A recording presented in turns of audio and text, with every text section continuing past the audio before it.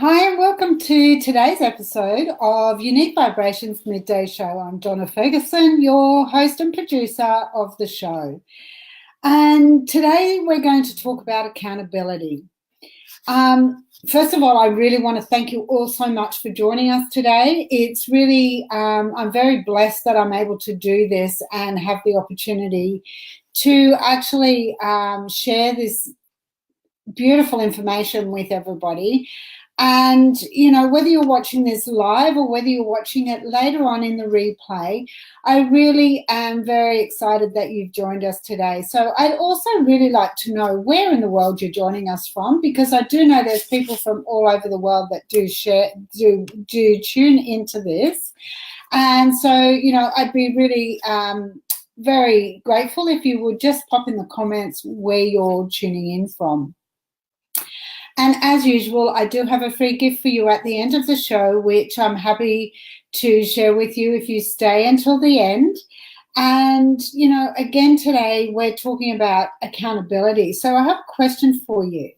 Do you have an accountability partner, or do you rely on yourself to actually keep yourself accountable and keep you on track? You know, it's a question that I think should be asked by everybody almost daily, because it really is something that brings to you the opportunity to be able to recognize whether or not you are staying on track, whether or not you are being accountable for the actions and the responsibility of being either a business owner or working for somebody else, and knowing that, you know, you've done everything possible to actually create a great day.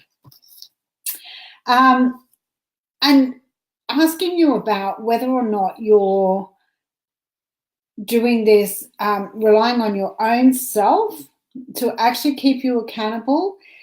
Just a question for you, you know, if you're relying on yourself, then how often do you find that you're actually not achieving everything that you want to achieve on the day, but also, you know, you might have a to-do list to get through. Are you ticking everything off? Are you actually really looking at that list and going, yep, I've been accountable for everything on that list today?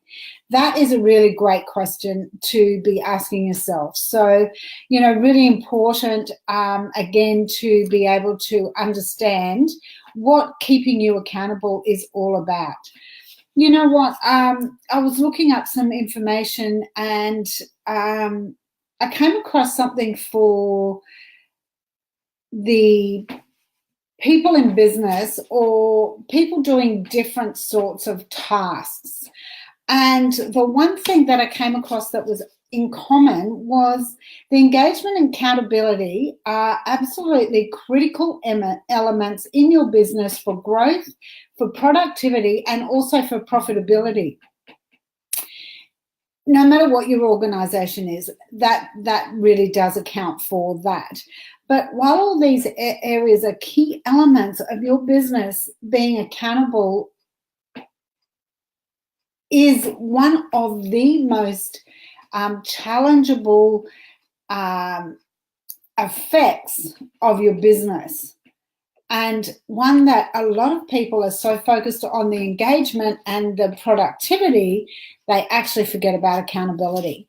So today I'm going to share with you some tips that I've come across that I find really work for me in my business, and an area that you should be striving to win the gold medal against your competitors, because at the end of the day, it's a vital trait to be the best business practice, and also essential in you becoming a headhunted business owner for employees to actually want to work for you. And that can be a key difference in your business about keeping you accountable, but also, you know, being true to who you are, being true to your business, and people seeing those results and actually wanting to come to work for you. That's exciting. So here's my first tip. It's all about self-honesty. You know what? I think no matter what, if you're a business owner, your accountability starts with you. accountability cannot exist if you have any form of dishonesty within your business. And no matter where that stems from in your business, meaning whether it's employees or whether it starts at the top of the chain, it doesn't matter. That is your number one tip that I would give you, because looking at your staff, if you sit there and just watch how they react to others, how they're reacting to you, whether they're proactive with you or whether they're only reacting to you, because, you've got to remember that your behaviors or the behaviors of your employees are a reflection of yourself. It's about the culture that you've created within that business, and it's about how you're accountable to yourself, how you react, how you proact, and how you engage in your, with your staff, and whether or not their behaviors are a mirror image of what you're doing. So, the number one thing is your self-honesty, because that's where it all starts from. And again, you know what? If you joined us here today, please write your comments in at the comment box. I'd love to know that you're here. Send me a heart, send me a thumbs up, whatever. I really would love to know that you're here watching, and where you're watching from would be great. If you're in Brisbane, you've got an absolutely gorgeous day outside. The sun's shining, the birds are singing, there's no breeze. It's just a truly beautiful winter's day. So my number two tip for accountability is valuing others. You know what? Other people in your business bring value to your business regardless. And let's face it, you know what? You employ them at the end of the day, or in most cases, you've employed these people. And, remember why you employed them. What did they have to offer you at their interview process that really did give you the feeling and the emotional relation to them? Hello, Krishna. Lovely to see you here, my dear. So, as I was saying, it's really about what emotions and what value they brought to the interview process as to why you actually kept them as part of your staff. And in business, it's really important to understand that, because, the value of others in your business is important, so that you have people who are working their strengths in your business for you and with you. And also, at the end of the day, you're accountable for what their actions are and what you've created in that culture in the business. So, it's so important to keep that really at the top and the forefront, is to understand and watch what those employees are doing, how they're reacting, and, again, remembering what value they brought to that interview process and what you've kept them for. So the tip number three, is to keep good records. So regardless of where you are and what you're doing, it doesn't matter what happens, but if you've got no records to back up the information that you have, or to back up the conversations or the actions that you've taken, then, if you don't remember what you've written, what you've signed off on, what you've agreed to, and, able to put your hand on those records, then there is absolutely no accountability to yourself. So it's really, really important that you do that. And, I get really excited when I talk about accountability, because, if something goes wrong, the buck stops here. I've got to put my hand up and say, yes, it was me. Deal with the person later in a respectful way, and, understand that nobody else is accountable for your business except for you.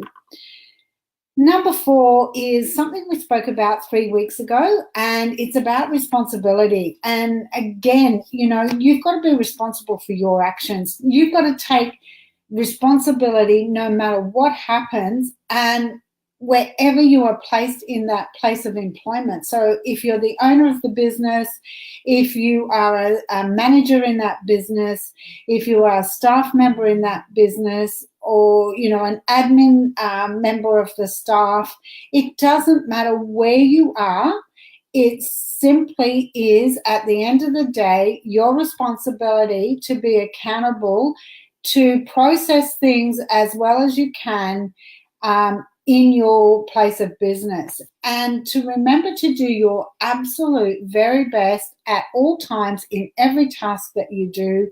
And you'll always be happy to take responsibility, happy to be accountable for your actions, and you'll be respected at all times by everybody in that workplace, because they know that no matter what happens, you are going to do the very best that you can do on any given day.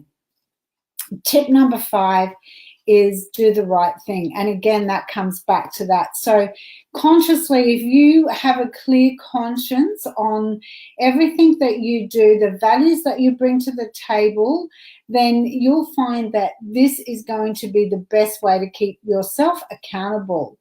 And 100% of my, absolutely, Krishna, that is exactly right. Yes, you do need to have accountability partners, associates that will, sometimes not be as prone to be as particular about certain things that they do and that you do, but it's really important that you understand that not everybody's the same. And so therefore, when you're saying definitely need to have business associates that you need to have accountability with, while ever you're taking responsibility and accountability for yourself, then absolutely 100% you've done everything that you possibly can. So, that's amazing. So, okay, I'm going to get to that. If you're a sole trader, what could you do to raise the value of accountability? That will come at the end. So give me a moment and we'll answer that one for you. So when I say do the right thing, this is tip number 5. When you have a clear conscience on the values that you bring to the table, then you will find it's the best way for your own accountability.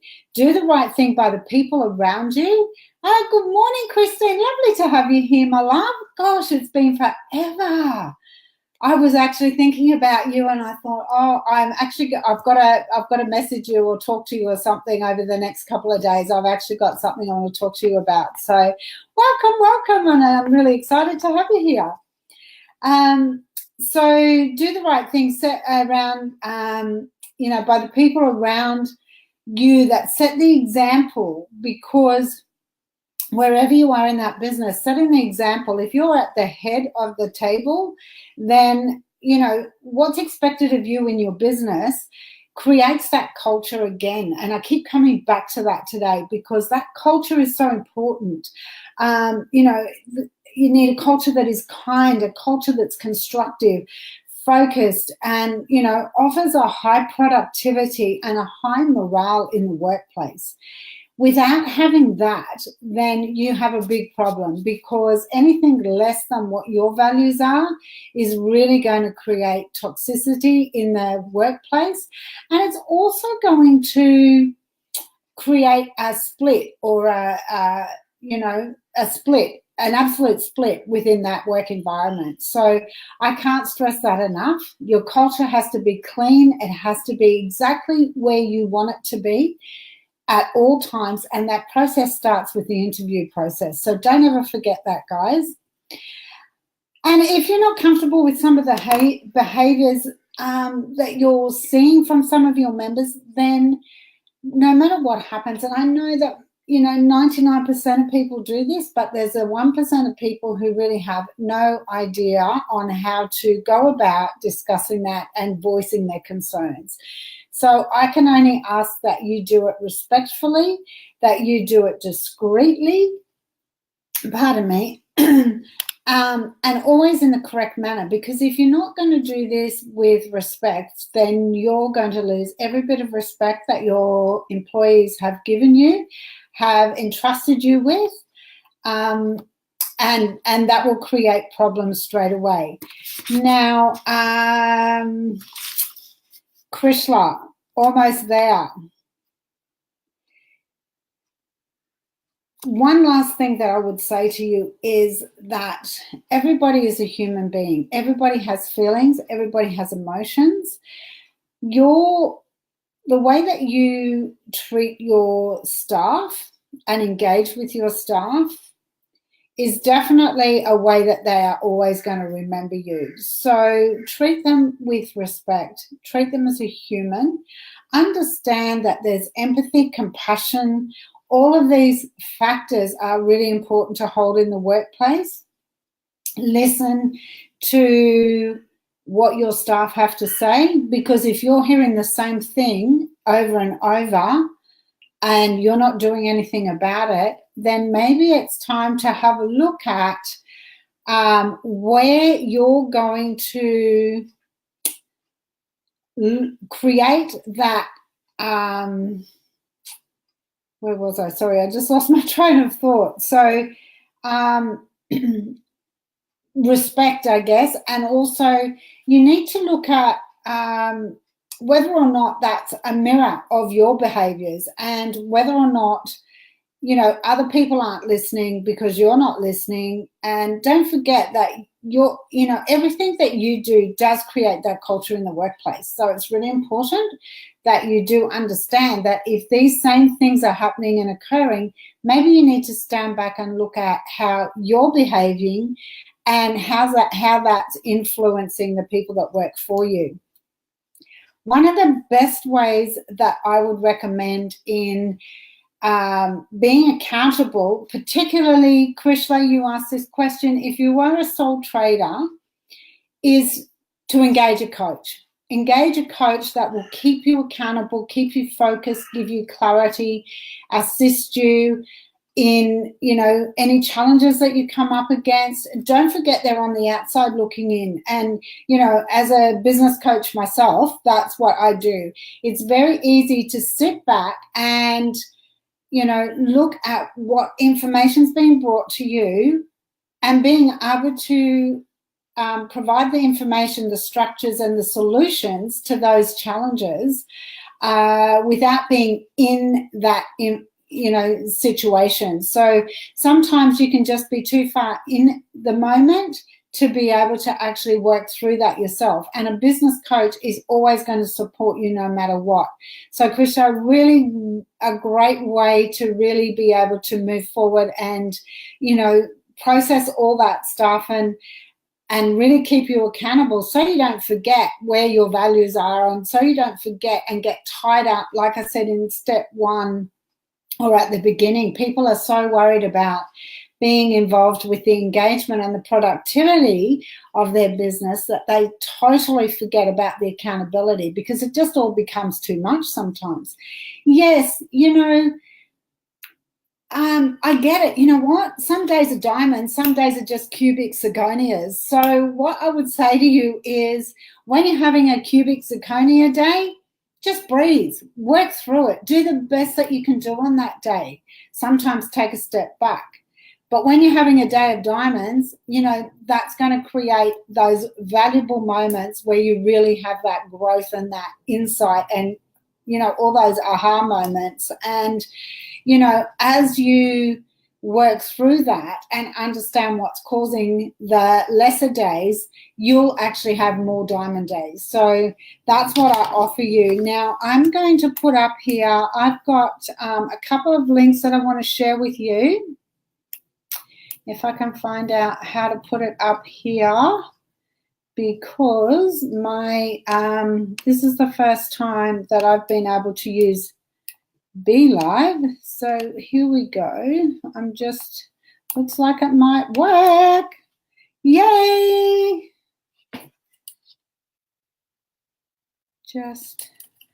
I've got a link there for our next masterclass, which is on the 2nd of August at 10 a.m. It's a Thursday morning, and that masterclass is going to be provide you with 3 proven strategies that will be able to help you create more in your life, more in your business, and, you know, move forward. So is that showing? There we go. There's the link to that, and I will put it in the comments as well. I'm just not sure if it's all going to come through for you at the moment, but I will put it in the comments. I think it's actually on the Facebook page, so that will be there. And also now I'm going to pop up. We also, look, I just want to remind you, I have an incredible experience coming up in the next 2 weeks. It's Unleash Your Warrior Princess. Just bear with me while I bring that link up. And it's going to be an incredible day for women, an exclusive offer where we've got 4 amazing speakers coming in, and you are going to benefit. We have the emotional strength trainer Amanda Foy coming in. She is going to help you join all the dots to your life's journey, and so you understand why you do the things that you do and why you're who you are. We have Linda Conyard, who is the female entrepreneur. She works with women entrepreneur through inner work, and she's also